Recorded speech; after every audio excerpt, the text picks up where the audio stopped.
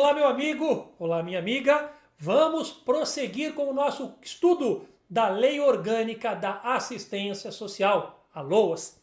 Neste momento, falaremos aqui sobre os entes integrantes do Sistema Único de Assistência Social, do SUAS. Lembrando que o SUAS é o sistema responsável pela gestão das ações de assistência social. Vamos ver então quais são os entes integrantes do SUAS? Vem comigo que você já vai descobrir. Vamos lá! Neste módulo falaremos, como antecipado, sobre os entes integrantes do Sistema Único de Assistência Social. Entes integrantes do SUAS. Tudo nos termos da Lei Orgânica da Assistência Social. Bem, muito simples, os entes integrantes do SUAS, né? O SUAS, Sistema Único de Assistência Social, ele é integrado, primeiro, pelos entes federativos, né? E aqui se encontram União, Estados, todos os estados, Distrito Federal e também todos os municípios. Então o SUAS é integrado por todos os entes federativos, União, Estado, DF e municípios.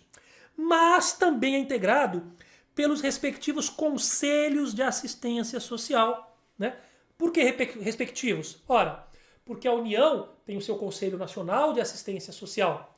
Cada estado tem o seu Conselho Estadual, né, de Assistência Social. Cada município tem o seu Conselho Municipal de Assistência Social. E o DF tem o seu Conselho de Assistência Social do Distrito Federal. Então, além de fazer parte do SUAS, a União, os estados, o DF e os municípios também fazem parte do Sistema Único de Assistência Social, os respectivos conselhos de assistência social.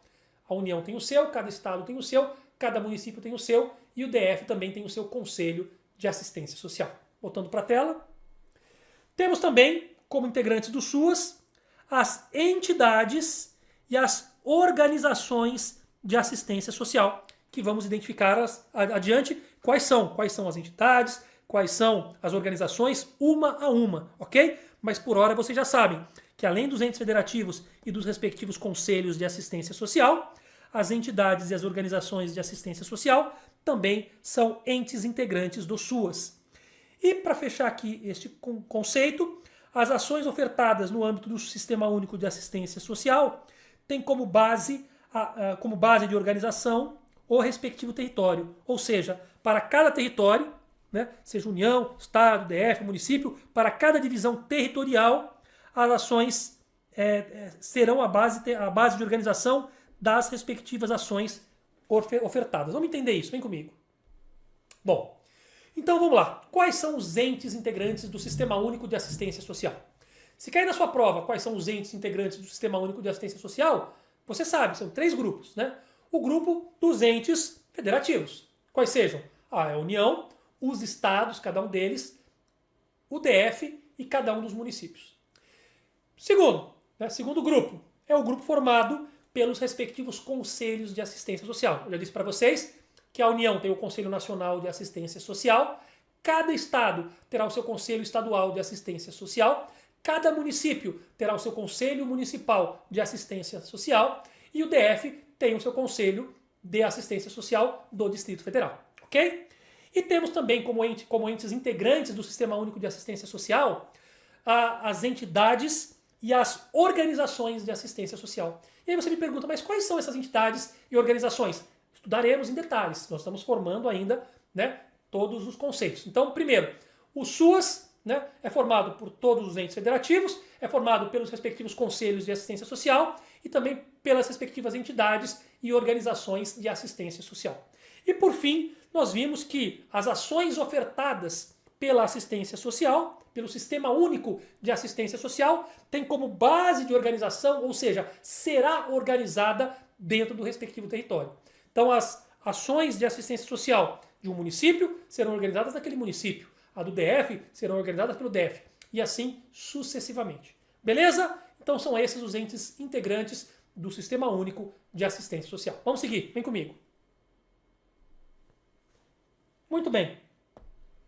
Vamos falar agora da importantíssima instância coordenadora da Política Nacional de Assistência Social. Qual é a instância coordenadora? Quem coordena isso tudo, né? Nós sabemos que é descentralizado, nós sabemos que a gestão se dá em cada esfera de forma descentralizada. Mas quem é a instância coordenadora dessa política nacional de assistência social? Vamos ver. Aqui está. A instância coordenadora da política nacional de assistência social é um órgão da União. É o Ministério da Cidadania. Então, quem coordena a parada toda é o Ministério da Cidadania. A gestão é descentralizada, mas quem coordena essa política nacional é o Ministério da Cidadania. E cabe ao Ministério da Cidadania, como instância coordenadora que é da Política Nacional de Assistência Social, a ela cabe, primeiro, normatizar, segundo, padronizar. Então, para que haja uma normatização e uma padronização nas atividades, nas ações de assistência social, a instância coordenadora, que vocês já sabem qual é, que é o Ministério da Cidadania, ela é que vai fazer aí a normatização e a padronização, né? Bem como o emprego e a divulgação da identidade visual do SUAS. Então, a quem cabe normatizar, padronizar, empregar e divulgar a identidade visual do SUAS? Cabe à instância coordenadora da Política Nacional de Assistência Social, que é o Ministério da Cidadania. Uma informação sobre a identidade visual, olha só, a identidade visual do SUAS, né, do Sistema Único de Assistência Social, deverá prevalecer na identificação de unidades públicas estatais, entidades e organizações de assistência social, serviços, programas, projetos e benefícios vinculados ao SUAS. Ou seja, a sua identidade visual deve prevalecer nessa identificação das unidades, ok? Vamos falar um pouquinho sobre essa instância coordenadora. Vem comigo. Muito bem. Bem, pessoal, então se quer na sua prova, qual é a instância coordenadora da Política Nacional de Assistência Social? Bom, essa Política Nacional de Assistência Social, ela existe, evidentemente, para que cada município não faça o que queira da forma que queira, para que cada estado não faça o que queira da forma que queira, e nem tampouco o Distrito Federal. Existe uma política nacional, que deve ser normatizada e padronizada. E quem coordena, a instância coordenadora da Política Nacional de Assistência Social é o Ministério da Cidadania, tá certo? É o antigo Ministério do Desenvolvimento Social, né, o antigo Ministério da Assistência Social, que atualmente chama-se Ministério da Cidadania. Esse Ministério da Cidadania é, então, a instância coordenadora dessa Política Nacional de Assistência Social. E a ela cabe normatizar e padronizar, ok? E cabe a ela também o emprego e a divulgação da identidade visual. O que é identidade visual? Ora, são as placas, os letreiros, as faixas, os cartazes, os folders. É a forma onde aquilo vai se tornar aí identificável aos olhos do cidadão mais humilde. Beleza? Isto posto, pessoal, vimos também que essa identidade visual, que também será aí organizada, caberá à instância coordenadora da política nacional, que é o Ministério da Cidadania, nós vimos que caberá a ela, né, além de normatizar e de padronizar, cabe a ela também a identidade visual. E em relação à identidade visual do SUAS, o que nós vimos? Ela deve prevalecer. Prevalecer, né, na identificação de unidades públicas estatais. Entidades estatais significam de estados, de municípios, do DF, ou até federais, se for o caso. Entidades e organizações de assistência social, serviços, programas, projetos e benefícios vinculados ao SUAS. Ou seja, qualquer entidade vinculada ao SUAS deverá ter a sua identidade visual prevalecendo. E a quem cabe organizar esta identidade visual, padronizar e normatizar também, a instância coordenadora da Política Nacional, que é o Ministério da Cidadania. Prosseguindo, pessoal, vamos ver agora uma das questões mais cobradas em prova, os tipos de proteção da assistência social. Então, vem comigo. Muito bem. Quais são os tipos de proteção oferecidos pela assistência social? Vamos a elas. A assistência social organiza-se por dois tipos de proteção social. Dois, aqui ó. Quais são os tipos de proteção da assistência social? 2. A proteção social básica e a proteção social especial. Isso é fundamental para a sua prova. Isso despenca em prova. Normalmente a prova coloca algumas características da proteção social básica e chama de proteção social especial. E às vezes coloca alguma característica da proteção social especial e chama de proteção social básica. Então agora chegou a hora de você, de uma vez por todas, aprender, consolidar, reter, memorizar, fixar esse conceito. Vamos diferenciar o que é a proteção social básica, quais são suas características, e o que é a proteção social especial e quais são as suas características. Vem comigo. Muito bem. Seguindo, olha só. Vamos lá. Proteção social básica. Eu vou contornar de vermelho aqui, ó. Depois falaremos da proteção social especial. A proteção social básica. O que nós temos aqui na proteção social básica? É formada por um conjunto de serviços, a especial também. Um conjunto de programas, a especial também. Projetos e de benefícios. Opa! Não tem benefícios na especial. A especial cuida de serviço, programa e projeto. Enquanto que a proteção social básica cuida de serviço, programa, projeto e benefício. Então, já temos uma diferença aqui. Vamos passar um risquinho aqui no benefícios. Muito bem. Além disso, de assistência social, evidentemente, né? Que visa prevenir. A palavra-chave, sempre que você quiser saber na prova se a questão está tratando de uma proteção social básica, a palavra-chave é prevenção. A proteção social básica ela é de caráter preventivo. E ela visa prevenir o quê? Situações de vulnerabilidade e de risco social. Por meio de quê? De desenvolvimento de potencialidades e aquisições. E também por meio de fortalecimento de vínculos familiares e comunitários.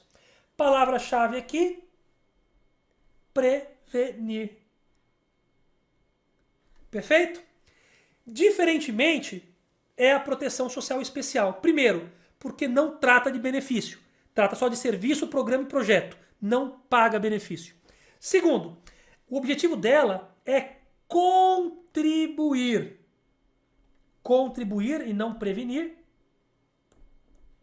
Tá? Mas contribuir para quê? Para a reconstrução de vínculos familiares. Opa, se estamos falando de reconstrução, é porque já houve uma situação, né, que ocorreu e deve ser reconstruída. Algo de ruim já aconteceu. Portanto, não é uma prevenção. É uma ação sobre algo já ocorrido. E também reconstrução de vínculos comunitários. Ora, para reconstruir algo é porque algo já está quebrado, já quebrou-se o vínculo aí, né? E deve ser reconstruído. Defesa de direitos, tá certo? E também fortalecimento das potencialidades e aquisições.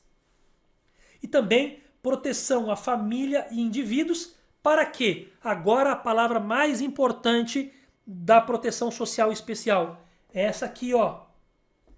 Enfrentamento das situações de violação de direitos. Aqui os direitos já foram violados. Portanto, não se trata mais de uma ação preventiva.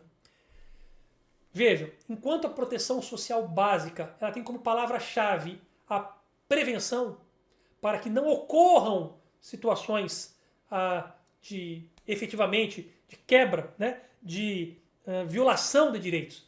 Então, quando a palavra-chave for prevenção, ações preventivas por meio de programas, projetos, serviços e benefícios, estamos falando da proteção social básica. A proteção social especial é quando o problema já existe. Portanto, não é para prevenir, evitando que o problema ocorra. A prevenção que evita que o problema ocorra cabe à proteção social básica. Mas uma vez que o problema já ocorre, já ocorreu, já está ocorrendo, aí muda-se para a proteção social especial. Esta proteção social especial, primeira diferença para a básica, é que ela não trata de benefícios, ela trata apenas de serviços, programas e projetos, tá certo? É um conjunto de programas, serviços, programas e projetos, sem incluir benefícios. É a primeira diferença. A segunda diferença é que o seu caráter não é preventivo. É uma situação onde já se confirmou a violação de direitos, onde já houve, tem que enfrentar algo que já existe de ruim, que é ali situações de violação de direitos. Essa é uma outra diferença.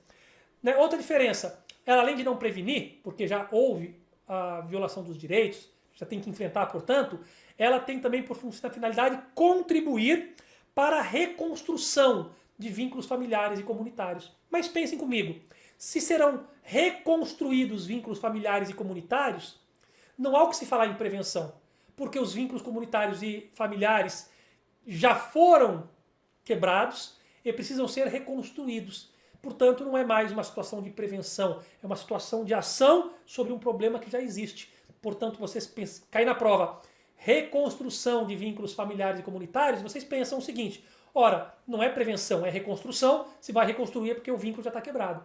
Então, é proteção social especial. Além disso, né, defesa de direitos, mas são defesa de direitos já violados, tá bom? Fala fortalecimento das potencialidades e das aquisições, tá? Este fortalecimento do potencial, né, e também fornecendo aquisições para o beneficiário, também quando ele já tem aí que enfrentar direitos que já foram rompidos, direitos que já foram violados, tá? E ele protege tanto as famílias quanto os indivíduos. Na proteção social especial, né, o que há é a proteção da família e dos indivíduos que já estão, como disse, enfrentando violação de direitos. Portanto, não é um caráter preventivo, é um caráter, vamos chamar de remediativo, tá certo? O problema já existe. Então, se cair palavras-chave, por exemplo, caiu a palavra conjunto de benefícios. Você sabe que se falou a palavra benefício, não é proteção social especial, é proteção social básica. Se caiu a palavra prevenção ou preventivo, você também sabe que é a proteção social básica, não é a proteção social especial. Se cair na prova a palavra enfrentamento, se cair na prova a palavra enfrentamento, né, de situações de violação de direitos, falou de violação de direitos, falou de reconstrução de vínculos familiares, falou de reconstrução de vínculos comunitários, falou de garantir direitos, de potencializar ali as questões referentes a situações em que já houve quebra de violação de direitos, pode colocar sem medo que se trata da proteção social especial. Mas vamos seguir, que cada hora vai ficar mais claro de vocês entenderem isso. Vem comigo. Seguindo aqui, olha só. A vigilância socioassistencial é um dos instrumentos das proteções da assistência social que identifica e previne as situações de risco e de vulnerabilidade social e também os seus agravos no território. Então, como é que você faz para identificar e para prevenir situações de risco e vulnerabilidade social?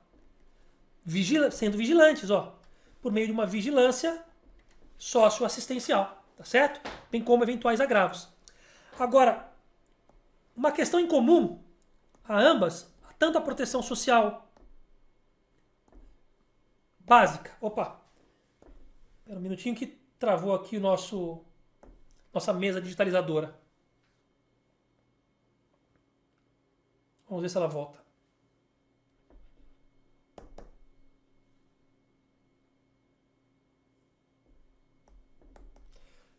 Deu uma travada aqui na mesa digitalizadora, não está permitindo que eu faça a seleção aqui da caneta, mas daqui a pouquinho ela volta. Enquanto isso, eu vou falando para vocês o seguinte, olha só, uma questão em comum que há tanto na proteção social básica quanto na proteção social especial, né, é que ambas serão ofertadas pela rede socioassistencial de forma integrada, diretamente pelos entes públicos ou pelas entidades e organizações de assistência social que são vinculadas ao SUAS, ao Sistema Único de Assistência Social, respeitadas as especificidades de cada ação. Então vejam, proteção social básica e proteção social especial, quem oferece essas proteções?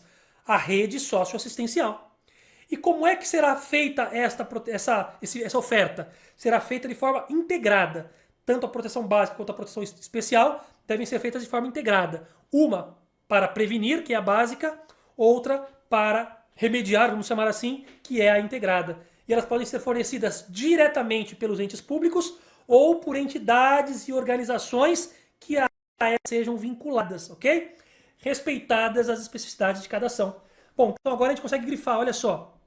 Proteção social básica e especial. São ofertadas por quem? Por uma rede socioassistencial. E de que forma que elas serão ofertadas? Já comentei com vocês que é de forma integrada. E pode ser ofertada diretamente pelos entes públicos, o próprio ente público pode ofertar, como também podem ser ofertadas por entidades e organizações, que não são o ente público, são com eles conveniados, né? Entidades e organizações que são vinculadas ao sistema, respeitadas, claro, as especificidades de cada ação. A vinculação ao SUAS, quando essas entidades e organizações se vinculam ao SUAS, esta vinculação nada mais é do que o reconhecimento pelo Ministério da Cidadania de que esta entidade de assistência social integra a rede socioassistencial. Vamos entender isso, vem comigo. Olha só. Vejam, pessoal, o que nós temos aqui? Vigilância socioassistencial, vamos falar dela. A vigilância, quando você está vigilante, no caso a assistência social vigilante, por meio dessa vigilância socioassistencial, este será o instrumento das proteções de assistência social que vão identificar e que também vão prevenir. Identificar e prevenir o quê? Situações de risco e de vulnerabilidade, tá certo? Bem como os seus agravos. Sobre proteção social especial e básica, o que eu trouxe para vocês? Primeira informação, quem que oferta essas proteções? Quem que oferta a proteção social básica preventiva? Quem que oferta a proteção social especial, que é aquela, né, para quando o problema já ocorreu e quando nós temos já efetivamente ali uma agressão ao seu direito. Pois bem, seja a proteção social básica ou especial, quem oferece essa proteção é a rede socioassistencial. E essa rede socioassistencial, ela presta serviço de proteção básica ou especial de forma direta, o próprio ente público presta de forma direta, ou pode ser prestada por meio de entidades ou organizações que são vinculadas ao SUAS. Essas entidades ou organizações são vinculadas ao SUAS e, uma vez vinculadas ao SUAS, também podem, além dos entes públicos, prestar serviço aí, prestar o serviço de proteção social básico e também a proteção social especial, tá certo? E aí alguém vai dizer, bom, para que uma entidade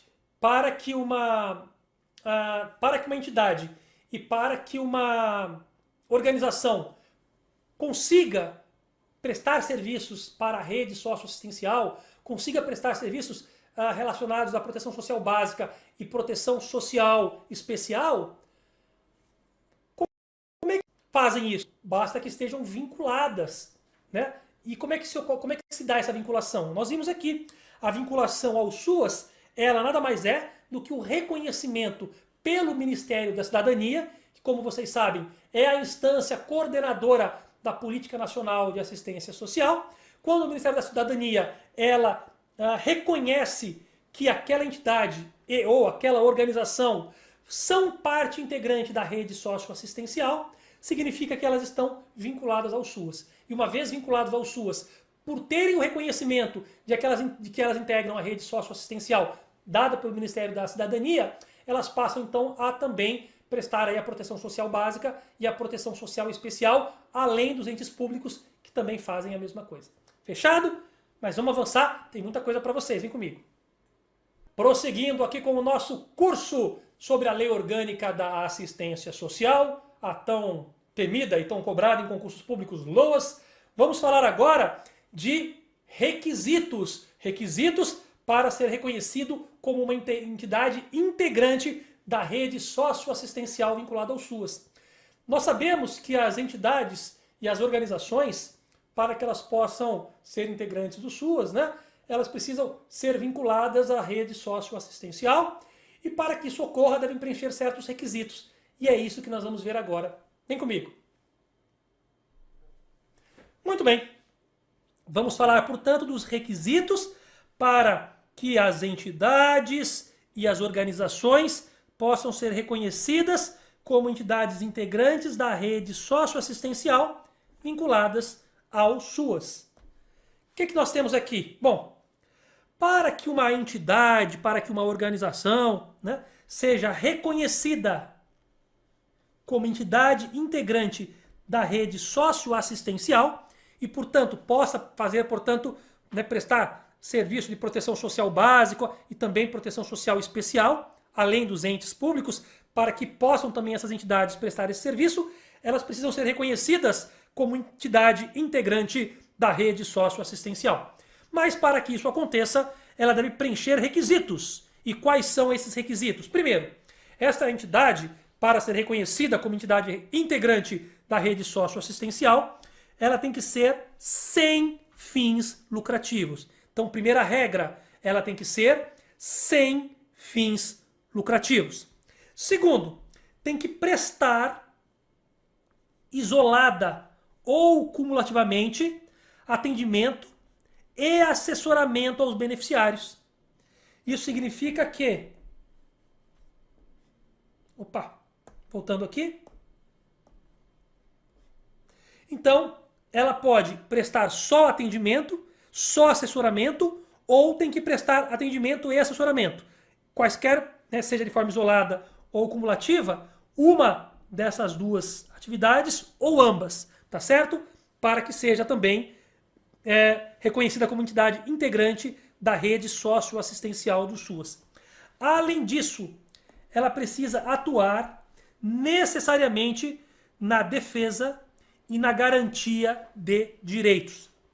O quarto requisito, ela obrigatoriamente precisa inscrever-se em conselho municipal ou conselho distrital, conforme o caso. Porque essas entidades e essas organizações da rede socioassistencial, elas estão ali vinculadas diretamente ao município ou ao DF. Por isso elas precisam se inscrever neste conselho municipal ou no conselho do DF, conforme o caso. E por fim, elas devem integrar o sistema de cadastro das entidades. Se elas cumprirem esses 5 requisitos, aí sim elas poderão ser reconhecidas pelo Ministério da Cidadania como entidade integrante da rede socioassistencial. Vem comigo. Então, como vimos, para que as entidades possam ser reconhecidas como entidades integrantes da rede socioassistencial do SUAS, reconhecimento este que se dá por meio do Ministério da Cidadania, mas para que essas entidades e organizações consigam adquirir este reconhecimento como uma entidade da rede socioassistencial, vinculada à rede socioassistencial, vimos que 5 requisitos são indispensáveis. O primeiro deles, sem fins lucrativos. Isso é inafastável. Segundo, tem que prestar serviço de atendimento, de assessoramento ou ambos. Por isso que fala isolado ou cumulativamente. Tem que prestar um serviço de atendimento ou de assessoramento aos beneficiários da assistência social. Terceiro requisito, tem que atuar na defesa e na garantia de direitos. Né? Esse é o terceiro requisito. O quarto requisito, deve se inscrever no Conselho Municipal ou do Distrito Federal, conforme o caso. E o último é que ele tem que integrar o sistema de cadastro das entidades. Todas as entidades que são vinculadas aí à rede socioassistencial, elas estão inscritas num cadastro, né, num sistema de cadastro. E essas entidades e organizações, para tal reconhecimento, também devem estar inscritas neste sistema de cadastro. Tranquilo? Mas tem mais, vem comigo. Seguindo aqui, olha só. Vamos falar agora a respeito de como as entidades e as organizações de assistência social vinculadas ao SUAS, portanto, já possuem aí o seu reconhecimento, como é que ela celebra essa parceria com o poder público. Vamos lá, olha só. Então, trazendo para vocês. As entidades e as organizações que preencherem os requisitos e forem vinculadas à rede socioassistencial, elas se tornarão, portanto, vinculadas ao SUAS. Só que elas serão vinculadas de que forma? Por meio de um convênio, por meio de um contrato, por meio de um acordo de um ajuste. Das 4 possíveis formas. pode haver celebração com o poder público de convênio. Então, as entidades e organizações podem se vincular ao poder público por meio de convênio, podem se vincular ao Sistema Único de Saúde, né, por meio de um contrato com o poder público, pode se vincular ao Sistema Único de Saúde, não, de Assistência Social, né? Podem se vincular ao Sistema Único de Assistência Social, SUAS, por meio de convênio, por meio de contrato, por meio de acordo e por meio de ajustes. Ficando, inclusive, garantido financiamento integral pelo Estado, Estado aqui no sentido de poder público, que pode ser Estado, Distrito Federal ou o respectivo município, né? Eles é que vão financiar integralmente todos os serviços, todos os programas, todos os projetos e todas as ações de assistência social nos limites da capacidade instalada naquela entidade ou organização, aos beneficiários abrangidos pelo LOAS, claro que dentro da disponibilidade orçamentária. Mas dentro da disponibilidade orçamentária, quem vai bancar, financiar integralmente os serviços, programas, projetos e ações assistenciais é o poder público respectivo, tá certo? E quem determina o cumprimento dessas determinações mencionadas aqui será informado ao Ministério da Cidadania pelo órgão gestor local da assistência social, pelo órgão gestor de cada município, pelo órgão gestor de cada estado, pelo órgão gestor do Distrito Federal. Vem comigo. Nós já vimos então quais são os requisitos para que entidades e organizações se vinculem ao Sistema Único de Assistência Social. No entanto, qual é o instrumento que vai vincular essas entidades e organizações ao SUAS? Ora, eles têm que celebrar com o poder público alguma coisa. E eles vão celebrar ou um contrato, ou um convênio, ou um acordo, ou um ajuste. Uma vez celebrado com o poder público um contrato, um convênio, um acordo ou um ajuste, eles se vincularão ao SUS e farão parte, portanto, da rede socioassistencial. E uma vez que fizerem parte, eles passarão a ter financiamento integral. Ou seja, todos os recursos utilizados virão do poder público, seja para os serviços, para os programas, para os projetos e para quaisquer outras ações de assistência social. Claro, dentro dos recursos disponíveis, né? Vai haver um financiamento integral, mas não é ilimitado. Ele é integral dentro do recurso orçamentário disponível. Fechado? Vamos seguir. Muito bem. Agora, pessoal, nós vamos para um outro assunto muito cobrado em prova. Um dos assuntos também mais cobrados em prova, que é exatamente a identificação dos centros de referência. Vamos começar falando aqui dos centros de referência para a oferta das proteções sociais básica e especial, que é o CRAS e o CREAS. Vamos conhecer o CRAS, vamos conhecer o CREAS e verificar qual a diferença de um e de outro. Olha só. Seguindo aqui. Bom, nós temos centros de referência, tanto para ofertar a proteção social básica, quanto para a oferta de proteção social especial. Um chama CRAS e o outro chama CREAS, tá certo? O CRAS. O que é o CRAS? Centro de Referência de Assistência Social. CRAS. O que é o CREAS? O CREAS é o centro de referência também, só que vem a palavra especializado, por isso que entra o E, de assistência social, CREAS, tá certo? Bom, as proteções sociais, sejam elas básicas, sejam elas especiais, serão ofertadas principalmente pelo Centro de Assistência Social, CRAS, no caso da proteção social básica, e no Centro de Referência Especializado da Assistência Social, CREAS, no caso da proteção social especial. E também por aquelas entidades que nós já vimos, sem fins lucrativos, que são as entidades e as organizações que fazem parte da rede socioassistencial.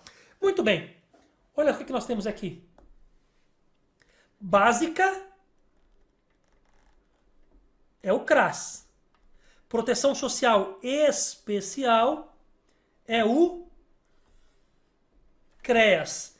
Então, gravem isso. O E de especial vai para o CREAS, que tem o E também. O básica é o CRAS, sem a letra E. Tranquilo? Vamos identificar qual a diferença, o que é cada uma desses centros de referência e qual a diferença entre eles para a sua prova? Então segue comigo aqui, olha só. O CRAS, ele é uma unidade pública municipal. Todo CRAS é para proteção social básica.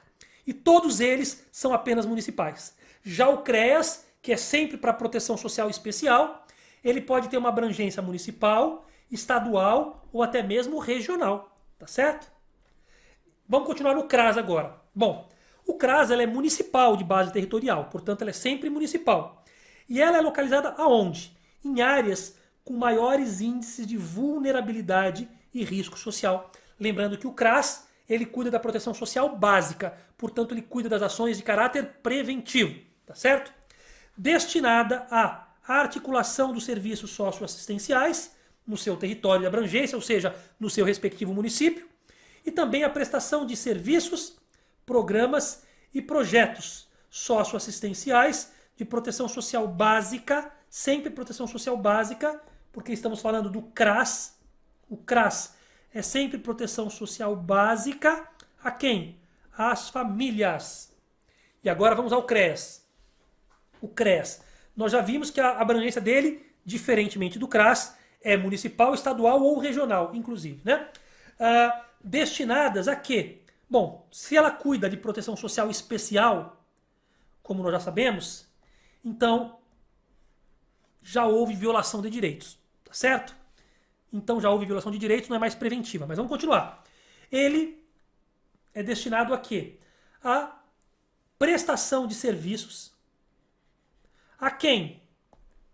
Não é só a famílias, é a indivíduos e também a famílias. O CRAS é a família. O CREAS é indivíduo ou família, que se encontra em situação de risco já. Não é mais preventivo, a situação já está concretizada de risco pessoal ou social. Mas por que eles estão em risco? Porque já houve violação dos seus direitos ou alguma contingência que demandam intervenções especializadas. Exatamente por ter a necessidade de intervenção especializada, é que é um centro de referência especializado e, portanto, a proteção social é especial. Tá certo? Aqui é básico em cima, especial embaixo. Vamos então comparar as duas? Vem comigo. Bem, pessoal, então nós sabemos que tem o CREAS, né, tem o CRAS e o CREAS. O CRAS e o CREAS. O CRAS, ele trata de proteção social básica, aquela preventiva. O CREAS, que tem o E aí, tá? É o CRAS com o Ezinho ali no meio. CREAS, né? O CRAS, proteção social básica, portanto preventiva. O CREAS tem esse E porque ele cuida de proteção social especial, tá certo? E não é preventiva. Já houve aí, infelizmente, já houve a violação dos direitos, então já houve aí algum problema a ser resolvido. Então, enquanto o CRAS é proteção social básica, o CREAS é proteção social especial. O CRAS, ele é de abrangência municipal tão somente, ok? Já o CREAS é de abrangência municipal, estadual ou regional. Outra diferença. Terceira diferença, ora, se o CRAS tem a proteção social básica, então sabemos que é preventivo. O CREAS com uma proteção social especial não é mais preventivo, já houve violação de direitos. O CRAS, o que mais nós sabemos sobre ele para comparar? Ele é localizado em áreas com maiores índices de vulnerabilidade e risco, porque é preventivo. Então eles vejam quais são, eles olham onde é o lugar mais vulnerável, onde possa haver algum problema, onde há maior risco, onde possa haver algum problema, e eles já entram para prevenir, para que o problema não aconteça. Diferentemente, o CREAS, como o problema já aconteceu, né, nós temos o quê? Já violação de direitos implementado, já violação de contingências, né, temos já que entrar com uma intervenção especializada, porque o problema já existe. Outra diferença, o CRAS, aqui diz na lei, que é direcionado à proteção básica de família.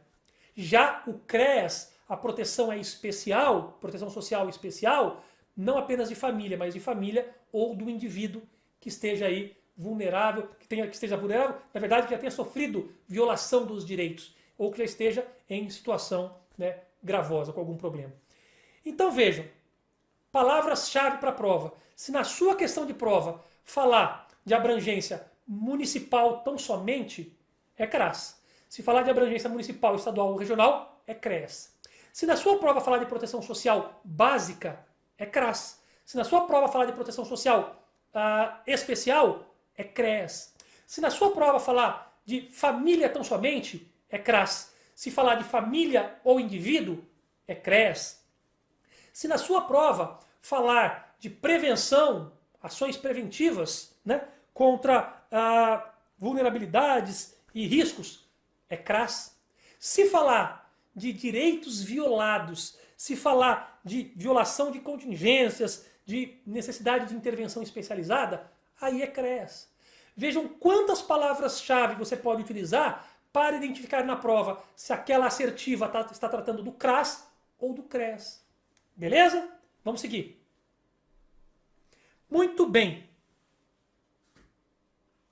Seguindo aqui. Olha só. Algumas observações sobre o CRAS e sobre o CREAS. O CRAS, o Centro de Referência da Ciência Social, e o CREAS, o Centro de Referência Especializado da Assistência Social, são unidades públicas estatais. Eles são do próprio poder público. Eles não são aquelas entidades ou organizações que fazem convênio, contratos, ajustes, nada disso. CRAS e CREAS, eles não são organizações ou entidades que se vinculam à rede socioassistencial. Eles são unidades públicas e estatais. É o próprio poder público diretamente, por meio do CRAS e do CREAS, prestando o serviço. E ele é instituído no âmbito do Sistema Único de Assistência Social e possuem interface, ou seja, interligação com as demais políticas públicas. E também o CRAS e o CREAS, eles deverão articular, né, coordenar e ofertar o quê? Serviços, programas, projetos e benefícios de assistência social. Tá certo? Lembrando que os benefícios, quem concede é o CRAS, porque é proteção social básica e não o CREAS. Mas o CRAS e o CREAS, considerando o conjunto, eles oferecem os dois, serviços, programas e projetos, e o CRAS, além disso, também benefícios. Além disso, as instalações, o local onde estará instalado o CRAS e o local, as instalações onde estará instalado o CREAS, eles devem ser o quê? Compatíveis com os serviços ofertados, com espaços para trabalhos em grupo e também ambientes específicos para recepção e atendimento reservado. Tem que ter espaço para que seja mantida a privacidade do atendimento, tanto das famílias quanto dos indivíduos. Lembrando que da família no CRAS e no CREAS, dos indivíduos no CREAS tão somente, né? Assegurada a acessibilidade à pessoa idosa e com deficiência, como em qualquer órgão público. Muito bem, então voltando para mim aqui. Primeira informação importante, o CRAS e o CREAS não são entidades ou organizações que se vincularam ao SUAS, né, por serem consideradas aí integrantes da rede socioassistencial, por preencherem requisitos e firmarem com o poder público um contrato, um acordo, nada disso. O CRAS e o CREAS, eles são entidades estatais, são pertencentes, portanto, ao próprio poder público. Primeiro ponto. Segundo ponto, né? Eles são instituídas, tanto o CRAS quanto o CREAS, que pertencem ao próprio poder público, são instituídas no âmbito do Sistema Único de Assistência Social. Mas eles possuem uma interface, uma interligação com as demais políticas públicas, é claro, né? E eles oferecem, claro, serviços, projetos e programas, né? E também, quando for o caso, benefícios. As instalações do CRAS e do CREAS, eles devem ser compatíveis com o serviço que for prestar. E também devem existir ambientes reservados para pessoas, famílias, serem atendidos de forma reservada, né, separada, e também ambientes específicos aí, né, garantindo-se também a acessibilidade, como em todos os órgãos públicos, às pessoas idosas e com deficiência. Isso, então, vocês devem memorizar todos os detalhes do CRAS, todos os detalhes do CREAS e as características em comum e diferente entre eles. Fechou? CRAS, proteção social básica. CREAS, proteção social especial. CRAS, município. CREAS, municipal, estadual ou regional, a sua abrangência, né? O CRAS, ações preventivas. O CREAS, ações quando já houve violação de direitos, né? E outros problemas que precisem de um atendimento especializado. Tranquilo? Mamão com açúcar? Vamos seguir, vem comigo. O CRAS atende família, o CREAS, família ou indivíduos que tenham aí tido seus direitos violados. Vamos seguir? Vem comigo. Vamos falar agora de mais um assunto importantíssimo aqui do nosso curso, que é a aplicação dos recursos do cofinanciamento. Olha só. Quando a gente fala de cofinanciamento do SUAS, o que isso significa? Da onde vem o dinheiro? Vamos ver. Olha só. Vamos falar da aplicação dos recursos do cofinanciamento. Os recursos do cofinanciamento do SUAS, estamos falando, portanto, de dinheiro. Os recursos do cofinanciamento do SUAS destinados à execução das ações continuadas de assistência social poderão ser aplicadas no pagamento dos profissionais que integrarem as equipes de referência. Quais equipes de referência? O CRAS e o CREA são equipes de referência, né? Muito bem. Esse cofinanciamento do SUAS, eles poderão ser aplicados para pagar os profissionais que integram as equipes de referência, que são responsáveis pela organização e oferta daquelas ações, sejam programas, projetos, serviços ou benefícios, conforme percentual apresentado pelo Ministério da Cidadania, e não basta o Ministério da Cidadania apresentar o percentual deste cofinanciamento do SUAS. É preciso ser aprovado pelo Conselho Nacional de Assistência Social. Se não for aprovado pelo Conselho Nacional de Assistência Social, aquele Conselho da União, ele não poderá, ainda que apresentado pelo Ministério da Cidadania, não poderá aí cofinanciar as ações do SUAS por meio das suas redes de referência, tá certo? Agora mais uma informação. A formação de equipes de referência deverá considerar, primeiro, o número de famílias e também os indivíduos referenciados, bem como os tipos de atendimento e também as modalidades de atendimento. E bem, além delas, né, as aquisições que devem ser garantidas aos usuários conforme deliberações do Conselho Nacional de Assistência Social. Beleza? Muito bem, então vem comigo. O que nós vimos nesse slide aqui? Sobre o cofinanciamento. Cofinanciamento é quando, por exemplo, a União repassa recursos para os estados, para o DF, para os municípios, para a sua respectiva gestão aí dos programas assistenciais, ou até mesmo os estados repassam para os municípios. Como é que funciona esse cofinanciamento? Ora, os recursos do cofinanciamento do Sistema Único de Assistência Social, portanto repassado de uma entidade para outra, né, de uma esfera, de um ente federativo para outro, eles são destinados às ações, evidentemente, às execuções das ações de assistência social. Mas poderão ser usados, inclusive, para pagar os profissionais, os funcionários ali, os profissionais que integrem as equipes de referência. É possível? É. Tem autorização legal? Tem. E onde é que está? Na LOAS. Além disso, haverá esse repasse do cofinanciamento que poderão ser destinados ao pagamento dos profissionais das equipes referenciadas com base num percentual que será apresentado pelo Ministério da Cidadania. O Ministério da Cidadania vai definir qual o percentual que poderá ser utilizado para o pagamento desses profissionais de equipes referenciadas. E uma vez que o Ministério da Cidadania indicar esse percentual, deve se submeter ao Conselho Nacional de Assistência Social, que eles, por sua vez, é que deverão aprovar. Além disso, vimos que a formação das equipes de referência não podem ser feitas assim, a torto e a direito. Não se pode, por exemplo, formar uma equipe aqui com 100 pessoas. Não, não é bem assim. A formação dessas equipes de referência, elas devem levar em consideração quantas famílias estão referenciadas naquela região, quantos indivíduos estão referenciados, ou seja, serão submetidos ou passíveis de submeter a uma proteção social. Ok? Então, também devem ver quais são as modalidades de atendimento, quais os tipos de atendimento, para que as equipes referenciadas sejam, portanto, proporcionais. Quanto maior o número de famílias, indivíduos que serão atendidos, quanto maior, mais tipos e modalidades de atendimento, maior a equipe. Quanto menos indivíduos, quanto menos famílias, quanto menor o número de tipos e modalidades de atendimento, menor será a equipe referenciada. Tá certo? Então, tudo isso deve ser definido com base em deliberações também do Conselho Nacional de Assistência Social, o CNAS. Fechou?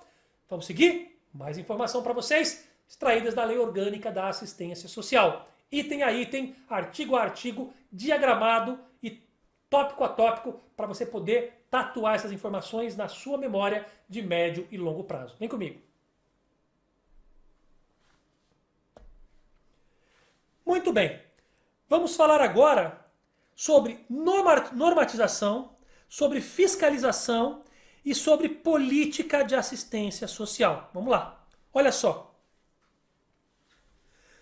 Sobre normatização, fiscalização e política de assistência social, temos que as ações de assistência social nos âmbitos das entidades e das organizações de assistência social, lembram? Aquelas entidades e organizações que se vincularam ao SUAS por terem sido consideradas aí integrantes da rede socioassistencial, por terem cumprido os requisitos para tal. Pois bem, essas entidades e organizações,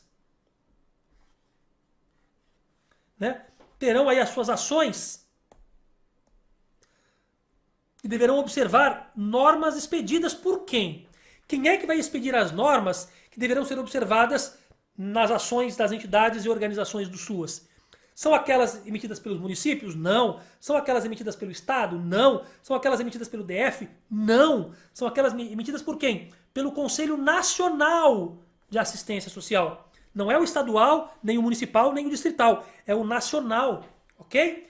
E ainda complementando, a União, os estados, o DF e os municípios, observando-se evidentemente os princípios e as diretrizes estabelecidas em lei, fixarão suas respectivas políticas de assistência social. Então, cada um vai fixar suas políticas. A União a sua, os estados os seus, né, cada um o seu, o DF o seu e cada município a sua política. Cada um deles fixarão suas políticas nacionais de assistência social. No entanto, as entidades e organizações deverão sempre observar, quando de suas ações, as normas expedidas